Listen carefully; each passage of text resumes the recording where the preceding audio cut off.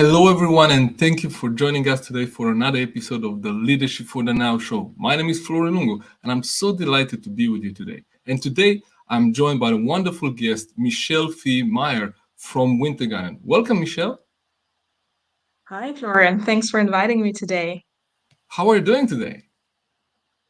I'm good. As you see, I have the sun in my face. It's a sunny day here in Stockholm, so spring is around the corner. Still 8 degrees. Still not, time for outdoor activities. But other than that, I'm really good.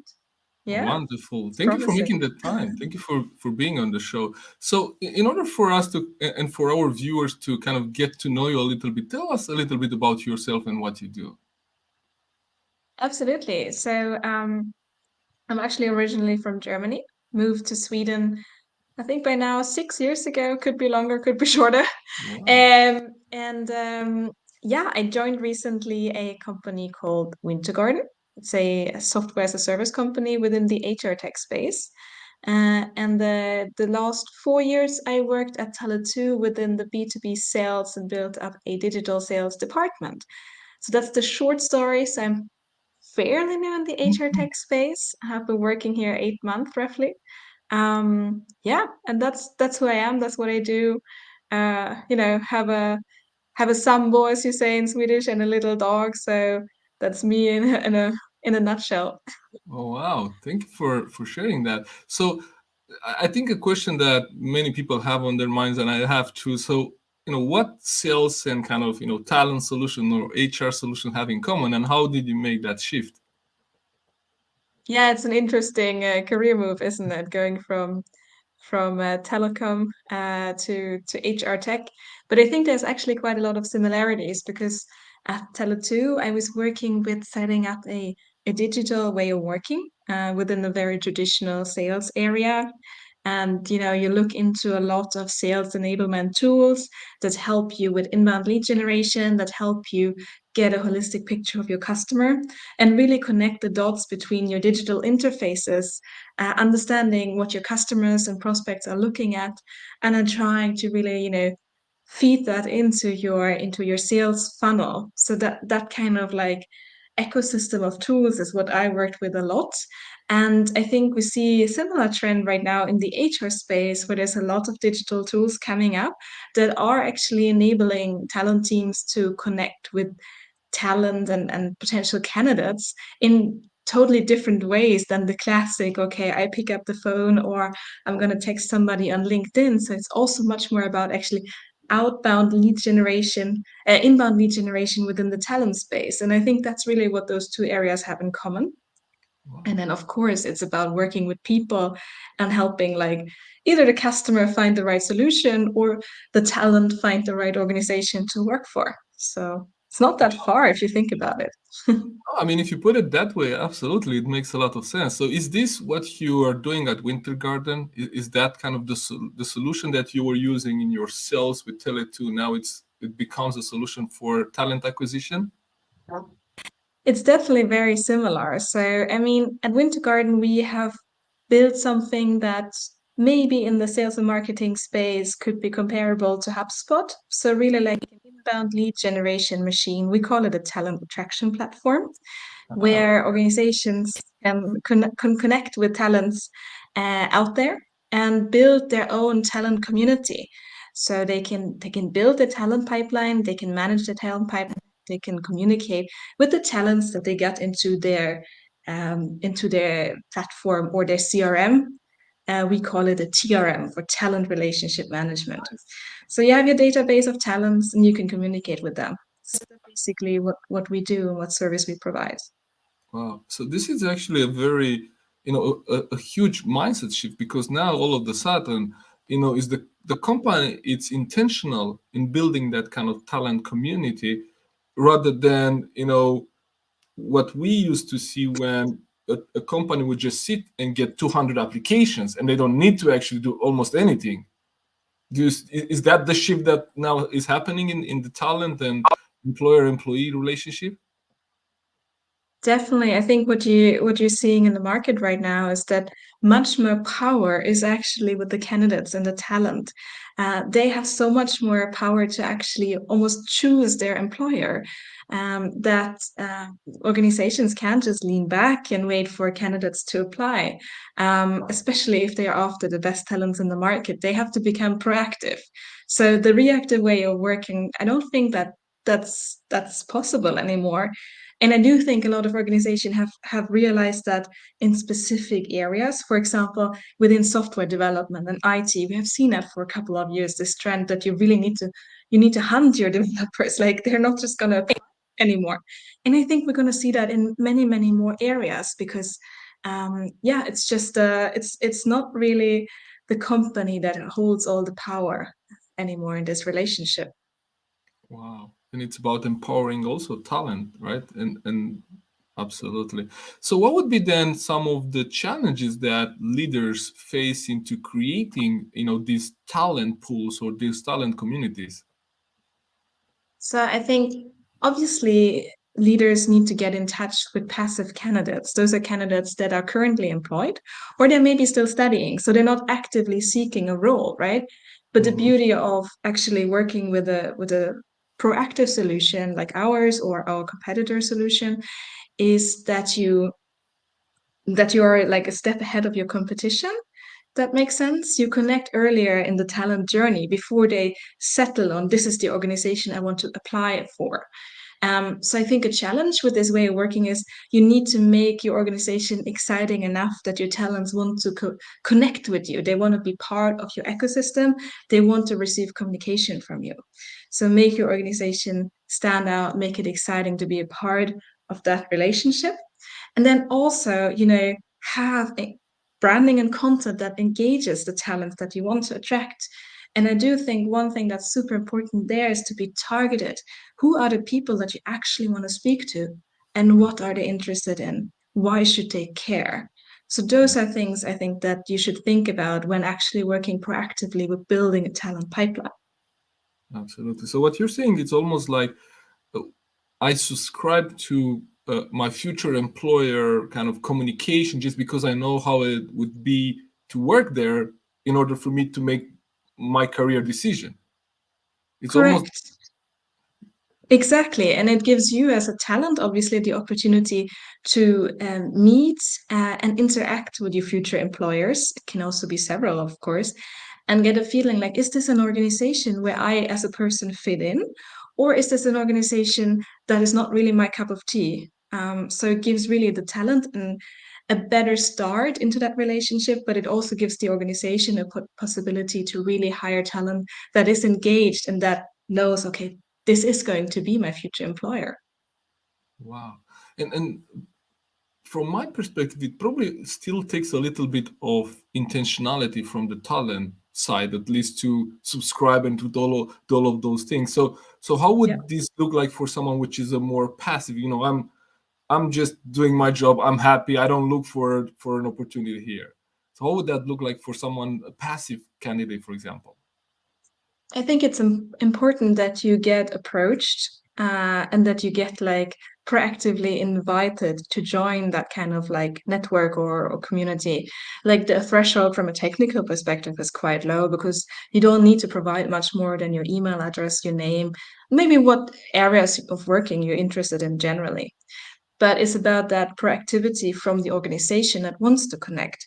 And there's different touch points you have with candidates out there or with passive talents out there. It could be, for example, that you host like a digital event, like we're doing it now, and then you follow up with an email and say, "Hey, do you want to be part of our community? You want to be, engaging with us, get to know each other, maybe take an, last fika or something like that." So there needs to be an event or a way of actually connecting. It could also be, of course, a face-to-face event. For students, it's a lot of fairs, like career fairs.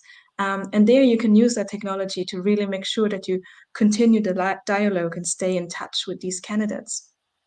Oh, absolutely. So you're basically designing a candidate experience, right? Taking this from the customer experience, now we talk about employee experience, customer experience, and now we also talk about talent experience. They are not clients, they are not Correct. employees, right? That's Wow. correct. Yeah, So that's the very, same very interesting. principle. And I can see how this will help a lot of organizations. So what would be then some opportunities that you have seen for organizations that embrace this and actually, are looking for these solutions, and they want to invest in these solutions?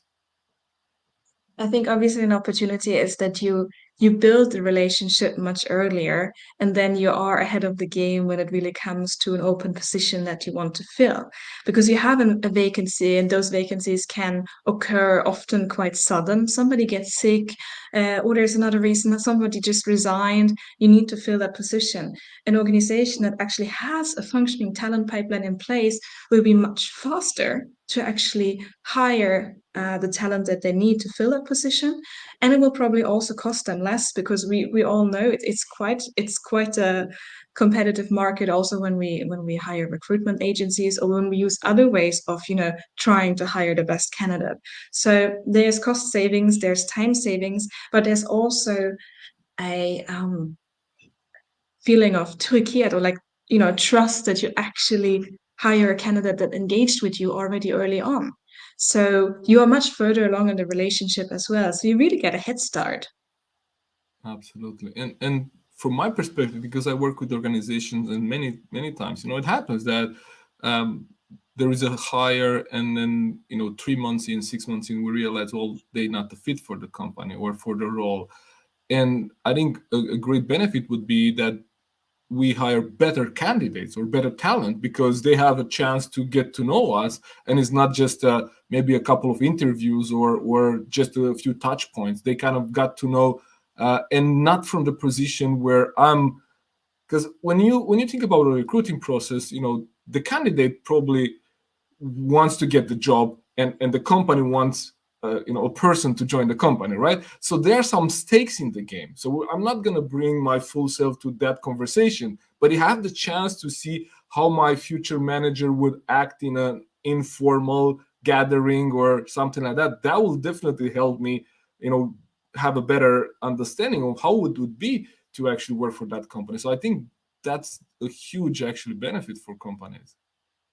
Yeah, you're totally right. And I think one of the benefits we see is really taking this relation from maybe email communication over to maybe sharing digital events, or then actually really hosting those informal meet and greets, just meet potential hiring manager over lunch, so you take it from a one to many to a one to one communication, and then you really get to know somebody, and you really get a feeling for, is this a great match on both sides?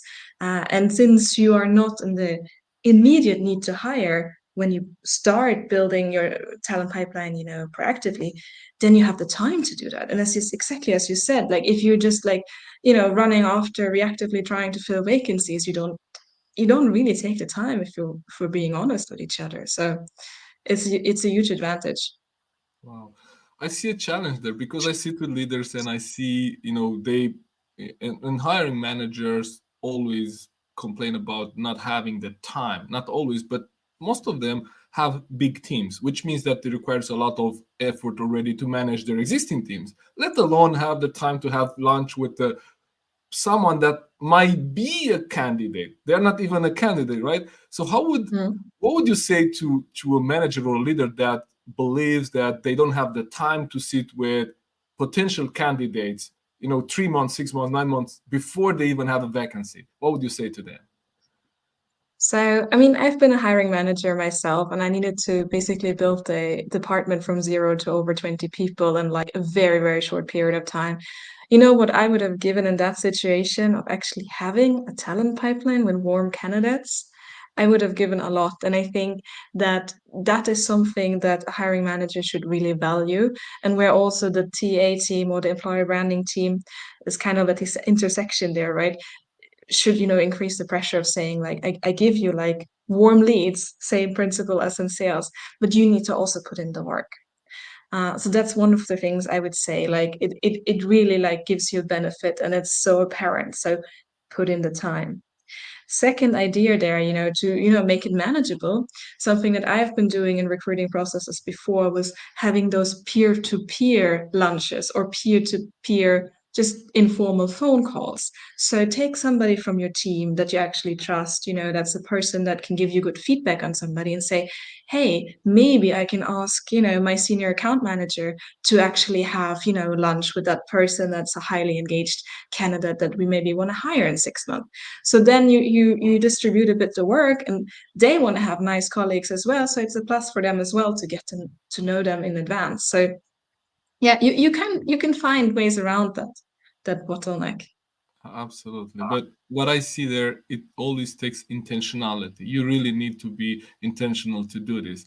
So what would 100%. be then let's say three things, like three simple things. If you would sit with someone, with a leader that they don't have anything proactive in place, they are just reactive. What would be three things that they could do right away? Like, three simple things. So I think there's a lot that we can do with automation as well. So I think that's really where you should start. Like, put a link on your website, say, do you want to join our talent community? And then you have a click and you open, a simple form, a registration form where people can actually connect with you as an employer. That is like the basic hygiene factor in my world. And then we can help, customers to set up email automation campaigns where those talents that sign up, like over time, they will receive communication from you.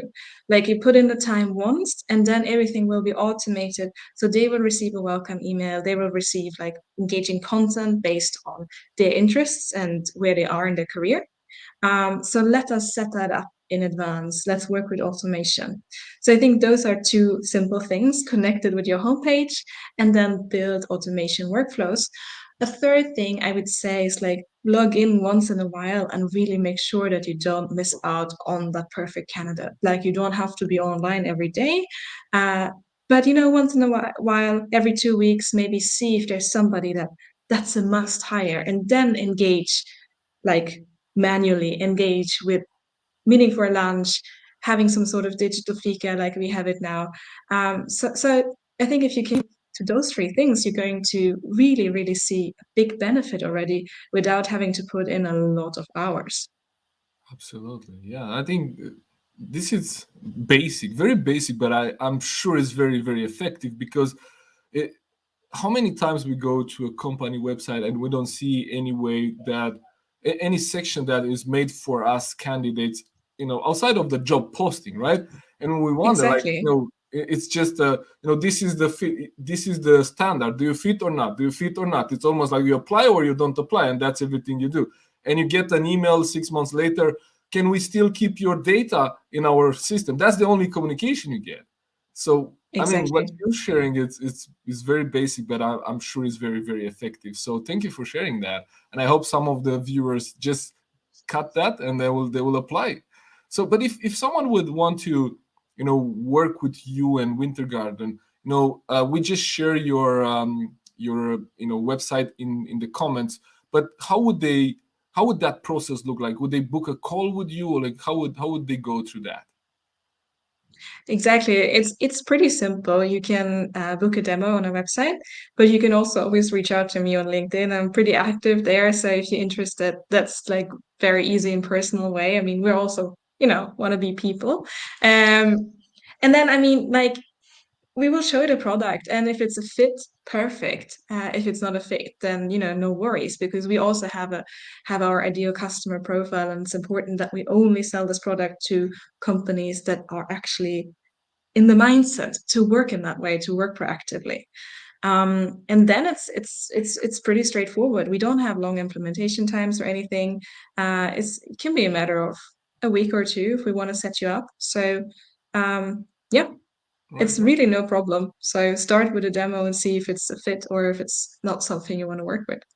Absolutely. So you have Michelle, contacts in the comments. So what would be then the ideal clients? Because I think this is important, because we can use this opportunity to kind of give some guidelines. I know there is a minimal kind of number of candidates, right, for a company to, for the investment for a company to have this solution to make sense, right? Can you give us some guidelines there? You're totally right, because I think if you're a really small company, there's still a lot you can do manually. You can keep up relations on LinkedIn and stuff. So, I don't think that I would implement Wintergarden if I recruit, let's say, 3 or 4 people per year. If we're a small business, I think you can still keep up with that manually. But then if you're a larger business, you maybe have like 100 positions or many more to fill per year. I think then it already makes sense because then you can let the system work for you and really like reach out to the most engaged and most relevant candidates yourself. So it really helps you to structure up your data, your talent data, and keep track of everybody. So we don't really say like, okay, you have to have that many employees in your company, because you might also be, a very fast growing startup, and then you can really use something like that as well. But it is for large organizations and for those organizations that want to grow fast. Right on. Okay, thank you for sharing that. Um, I also see that sometimes we, just by our presence online and by what is the perceived employer branding, we could also sometimes exclude candidates. And I know you are passionate about this. We discuss about that, and you have a webinar coming up. Can you just share with us a little bit about that? Like, what do you see being the challenge when we exclude some people just because we're not inclusive enough in all of our communications? Yeah, yes, definitely. We actually, as you say, have a webinar on Friday on the topic of whether your employer branding content is inclusive. And you're all very welcome to join. You will find it on our LinkedIn page, Wintergarden. Um, but basically, why we chose that topic is because I think we've all experienced it in like recruitment processes or already before when we interact with companies, that hey, this company speaks to me. They are a great fit for somebody who's international, for somebody who wants to have like a, maybe a fast career. Or you feel like some company doesn't speak to me, and often it's small things that actually make that difference. And that's something we want to, talk about and tickle out, like how can you attract diverse talent, and how can you identify first the talents you want to speak to, and then how can you actually make them become a fan of your company. And like I can give you a very, like small example from myself. Like I do speak Swedish, but if a company communicates in Swedish, but I would be the target group, like an international that moved to the city like 5 years ago, and all employer branding content is in Swedish, I would probably not interact that much because it just wouldn't speak to me on like the first sight, and we just have a couple of seconds to convince somebody that this is relevant for you. So if Swedish speaking people as your target group, you nailed it. If you want to attract international talent, then maybe you should change your language to English. So that's very basic example. We're going to go through much more, but just to visualize what we mean by that. Um, Absolutely. And I yeah, actually I can confirm what you're just saying because I also moved to Sweden 6 years ago. So I'm in the right. same situation. I speak Swedish, but I have sometimes some principles that it comes difficult for me to share in Swedish.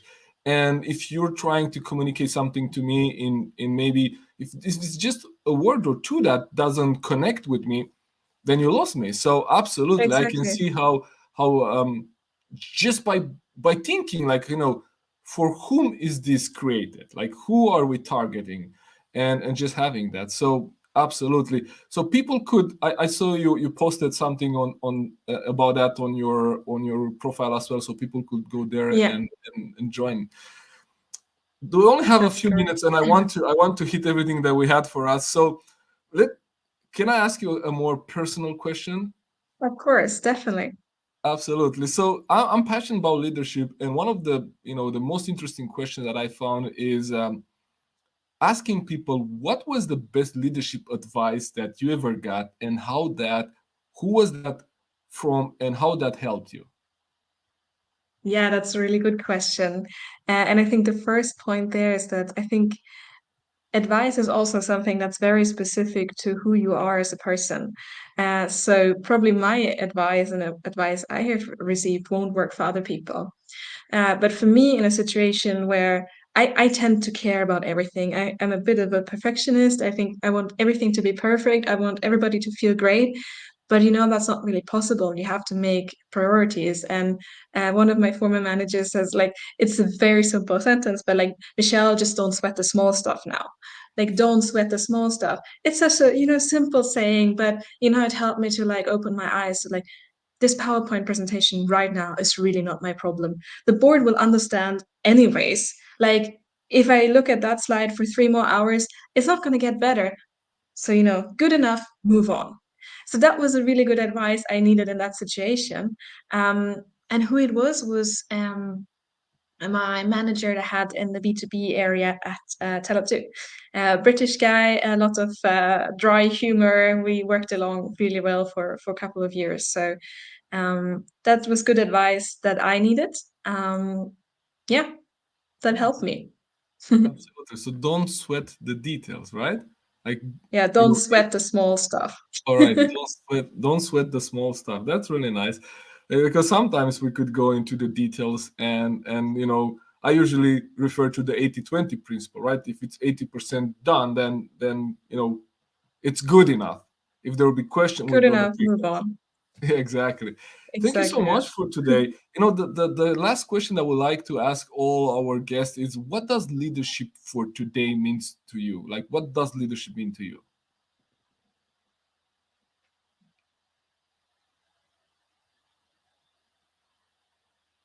Are you still there, or?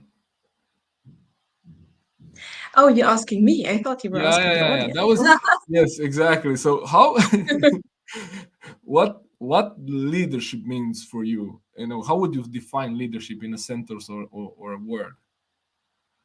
It's very hard to define it in a word, but you know, enabling people to do what they're best at is maybe a good way to put it. Like, it's not about you as a leader, it's about the people that you want to empower. I think that's really important to keep in mind when we talk about leadership. You are there for them, not the other way around. Wow, that's so good. Thank you. So empowering your people to do what they're good at. And I think you're just taking this and apply it to candidates, right? So you help also hiring managers to actually focus on what they're good at rather than focusing on attracting candidates, which you help them with. That's correct. Yeah, definitely. That's a good way to Absolutely. put it. Yeah. Well, you just have now a new tagline, if you like, for your business. Okay. Exactly. Thank you so much for joining us today. It was a pleasure having you, and I look forward to connect with you after this. Likewise. Thank you for inviting me. Okay, take care. Speak soon. Take care. Bye bye. Bye bye.